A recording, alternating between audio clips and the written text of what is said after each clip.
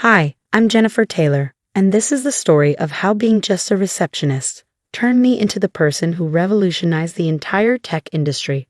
But more importantly, it's about how sometimes the biggest innovations come from the people everyone overlooks.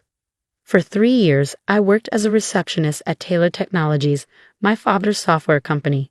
Not exactly the position you'd expect for the CEO's daughter with a computer science degree from MIT, but Dad had his reasons. "You need to learn humility, Jen," he'd said when I first asked for a development position. "Starting at the bottom builds character." What he really meant was that he didn't trust my capabilities. After all, I was the artistic one who spent college summers coding indie games instead of pursuing prestigious internships like my brother Michael. Every morning, I'd greet executives in designer suits, schedule meetings I wasn't allowed to attend, and watch as my ideas were dismissed without a second thought. "Just forward the calls, Jen," they'd say, barely glancing at me as they rushed to their important meetings. But what they didn't know, what none of them knew, was that being a receptionist gave me a unique perspective. I saw everything. Every visitor, every conversation, every problem that needed solving. More importantly, I had access to every complaint, every customer service call, and every bit of feedback that came through our front desk. During quiet afternoons between answering phones and scheduling meetings, I coded. My little hobby project, as Michael called it, started as a simple tool to manage the constant flow of visitor traffic and meeting schedules. But it grew into something more. I noticed patterns in our customer complaints, gaps in our service delivery, and inefficiencies in our workflows that nobody else seemed to see. So I built solutions. Small ones at first: automated scheduling, visitor tracking, predictive analytics for customer service loads. By my second year, I had developed a comprehensive AI-driven system that could revolutionize how companies handle customer interactions. Dad never noticed. He was too busy grooming Michael, fresh from his Harvard MBA, to take over the company. Michael, who couldn't code his way out of a Hello World program, but could talk for hours about market penetration and synergistic opportunities. Then came the day everything changed. I overheard Dad and Michael in the conference room discussing the company's image problem. "Having your daughter as a receptionist sends the wrong message," Michael argued. "We need to project professionalism, especially with the Microsoft deal coming up." Dad sighed. "You're right. It's time Jen found a real career path. She's had her fun playing at being an employee." The next morning, Dad called me into his office. "Jennifer, we need to talk about your future." I sat quietly as he explained how it was time for me to move on, how the company needed to maintain professional standards, how he was doing this for my own good. He even offered a generous severance package, his way of softening the blow of firing his own daughter. What he didn't know was that I'd spent the previous night finalizing the patent applications for my little hobby project. As I walked out of his office for the last time, carrying my small box of belongings, I smiled. Because in exactly 1 month, the Microsoft meeting they were so worried about would go very differently than they expected.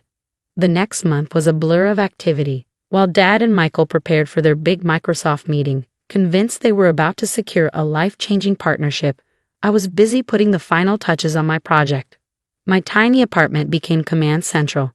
3 monitors displayed different aspects of my AI system, which I'd named IRIS, Intelligent Response Integration System. The irony of naming my creation after the receptionist of the Greek gods wasn't lost on me. Then came the email that changed everything. "Dear Ms. Taylor, I've reviewed your proposal and prototype for IRS. Your integration of AI with customer service operations is exactly what we've been looking for. Would you be available to meet next Thursday at 2 p.m.? Best regards, Sarah Chin, VP of Innovation, Microsoft." I smiled, remembering how I'd submitted my project to Microsoft's innovation portal the day after Dad fired me. What Dad and Michael didn't know was that while they were pursuing Microsoft for a basic software integration deal, I had been quietly developing exactly what Microsoft had been searching for: a revolutionary AI system for customer service automation. The meeting with Sarah went better than I could have imagined. By the end, she wasn't just interested, she was enthusiastic. "This is incredible, Jennifer," she said, examining Iris's capabilities. "You've solved problems we've been struggling with for years. How long did it take your team to develop this?" "No team," I replied. "Just me, working between answering phones and scheduling meetings." Sarah's eyes widened. You developed this while working as a receptionist. Sometimes the best solutions come from people who actually deal with the problems, I said simply. 2 weeks later, I received another email from Sarah. This one made my heart race. Jennifer, our CEO would like to see IRS in action. We're planning to visit Taylor Technologies next Thursday for their partnership proposal. Would you be willing to do a demonstration that same day? The timing seems appropriate. Sarah. I grinned as I typed my response. Dad and Michael had no idea that Microsoft's interest in Taylor Technologies was about to take a very unexpected turn. The day of the meeting arrived. I dressed carefully in a crisp charcoal suit, no more business casual receptionist attire. As I walked into Taylor Technologies' lobby, Lisa, my replacement, didn't recognize me at first. I'm here for the Microsoft meeting, I said, enjoying her double take. Oh, Miss Taylor, I'm so sorry I didn't. It's fine, I assured her, hearing familiar voices approaching from the conference room. Dad and Michael rounded the corner, deep in conversation with Microsoft's CEO and Sarah. Dad stopped mid-sentence when he saw me, his face shifting from confusion to alarm. Jennifer, what are you doing here? Before I could answer, Microsoft's CEO stepped forward, hand extended. Ah, Miss Taylor, the woman of the hour. We're very excited about your presentation. The color drained from Dad's face as he looked between us. Presentation. Sarah smiled. Didn't you know? The real reason for our visit today isn't your integration proposal. We're here to see IRIS, your daughter's AI system. Though I'm surprised you hadn't mentioned it, given that it was developed right here in your company.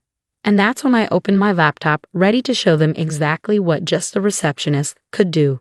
The conference room fell silent as I connected my laptop to the display screen. Michael shifted uncomfortably in his expensive chair while Dad sat frozen, his face a mask of confusion and growing concern. IRIS, I began, addressing the room, is an AI-driven system that revolutionizes how companies handle customer interactions. But rather than tell you about it, let me show you.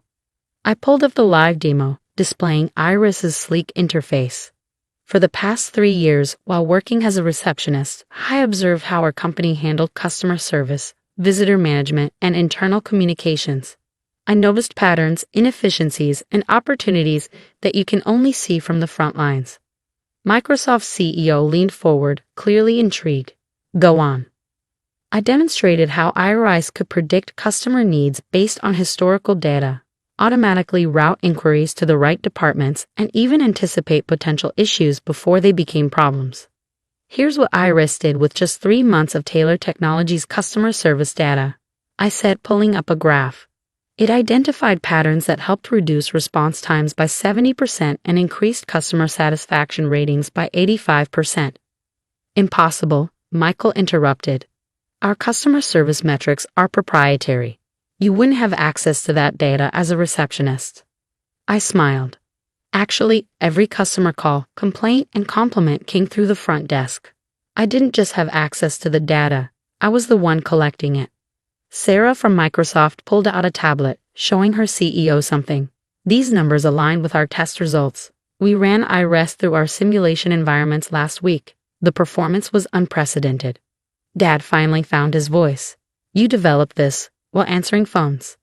During lunch breaks, I replied, between meetings, while waiting for couriers. All those moments you thought I was just playing around on my computer. I paused, letting it sink in. It's amazing what you can accomplish when no one's paying attention to you. Microsoft's CEO stood up. Ms. Taylor, we've seen enough. We'd like to make you an offer. He slid a folder across the table. Inside was a contract that made my breath catch.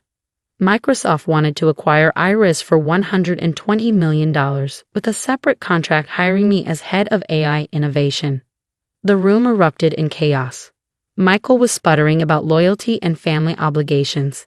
Dad sat in stunned silence, staring at the contracts. But what happened next would prove that sometimes the biggest victories come with the hardest choices. I closed my laptop and faced my father directly. Before anyone signs anything, I have a counter-proposal. Dad looked up, his face showing a mix of pride, regret, and fear, emotions I'd never seen him display before. 3 years ago, you put me at the front desk to teach me humility. I said, pulling out another set of documents from my briefcase. But what you actually taught me was invaluable. I learned how this company really works from the ground up. I placed the documents on the table. So here's my offer. Instead of selling Iris to Microsoft, we partner with them. Iris becomes a joint venture between Taylor Technologies and Microsoft, with me leading the development team. Microsoft's CEO raised an eyebrow, intrigued. Go on. Taylor Technologies has the industry connections and infrastructure. Microsoft has the global reach and resources. Together, we could make Iris the new standard in business AI. Sarah quickly ran some calculations on her tablet. The potential revenue from a partnership model could far exceed the buyout offer within 5 years. Dad picked up the partnership proposal, his hand slightly shaking. You had this prepared all along. I learned from you, Dad, I said softly. Always have a backup plan. The next 2 hours were intense negotiations. By the end, we had a deal. Iris would become a joint venture, with Taylor Technologies owning 40%, Microsoft 40%, and me retaining 20% plus the role of Chief Innovation Officer. As the Microsoft team left, promising to have their legal department finalize the details, Dad asked me to stay behind. Michael had stormed out earlier, presumably to process the fact that his receptionist sister had just orchestrated the biggest deal in company history. Jen, Dad said, looking older and wiser than I'd ever seen him. I owe you an apology. Actually, I interrupted. You owe an apology to every receptionist, junior employee, and overlooked worker in this company, because I guarantee you, they all have valuable insights we've been ignoring. Over the next year, Taylor Technologies transformed. We implemented a company-wide innovation program, encouraging ideas from employees at all levels. Iris evolved beyond our wildest expectations, becoming the industry standard for AI-driven business solutions. Michael eventually came around, admitting that his Harvard MBA hadn't prepared him for the real innovation happening on the front lines. He now leads our corporate strategy, but he starts each new manager with a month at the front desk, a program we call the Jennifer Protocol. Last week, I gave the commencement speech at MIT. My topic? Innovation from the ground up, why every position matters. As I looked out at the graduating class, I shared the lesson I'd learned from my time as just a receptionist. That true innovation doesn't care about your title, your office, or your position on the org chart. It cares about your ability to see problems and imagine solutions. Dad attended the speech, sitting proudly in the front row. These days, he spends more time listening to his employees and less time making assumptions about their potential. The company's performance reflects this change. Our stock price has tripled, and our employee satisfaction ratings are at an all-time high. As for me, I still keep a photo of my old reception desk in my corner office. It reminds me that sometimes the best view of a company isn't from the top down, but from the ground up, and that the next revolutionary idea might come from the person answering your phones, if only you're willing to listen. After all, I'm living proof that you should never underestimate just a receptionist.